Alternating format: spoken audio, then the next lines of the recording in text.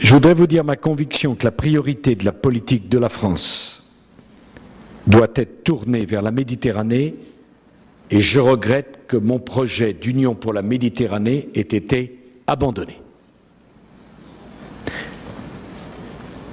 Chaque fois que nous avons tourné le dos à la Méditerranée, nous avons cru tourner le dos à notre passé. En fait, nous avons tourné le dos à notre avenir.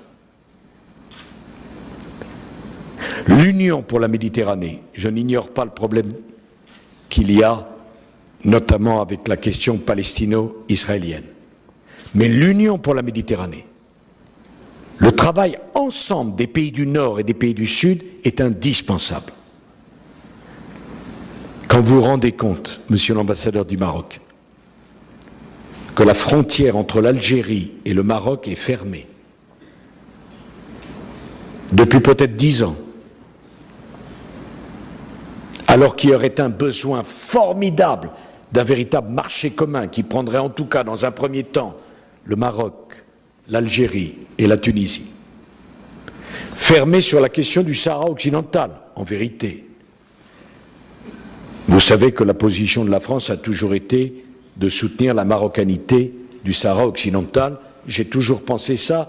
J'ai été moi-même à La Yaoune pour la première fois en 1991. C'est pas d'hier.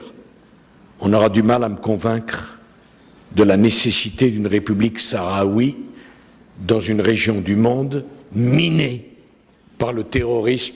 Je pense au Niger, je pense au Sahel, je pense au Mali que j'aime tant. Deuxièmement, tout le monde n'a pas la chance d'avoir un souverain comme le roi du Maroc, qui a modifié la constitution au moment des printemps arabes, en prenant des risques politiques considérables, qui ont, de mon point de vue, garanti la paix au Maroc. Imaginez que Sa Majesté n'ait pas fait le choix si courageux qui consistait à dire notamment qu'il choisirait le Premier ministre dans la formation politique arrivée en tête des élections, qui était un choix très difficile, y compris à imposer à ses propres amis.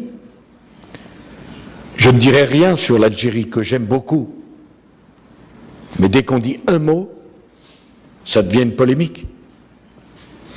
Et pourtant, ce pays si riche, de ses potentialités, d'une population extraordinaire, la question de son développement et de sa modernisation est posée.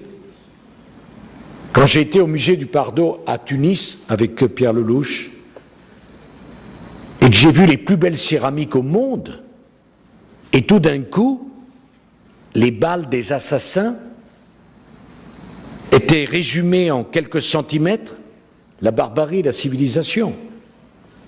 Ce sont nos frères qui sont de l'autre côté de la Méditerranée, madame. Il faut les aider. Parce que leur succès sera notre paix. Leur échec sera notre drame.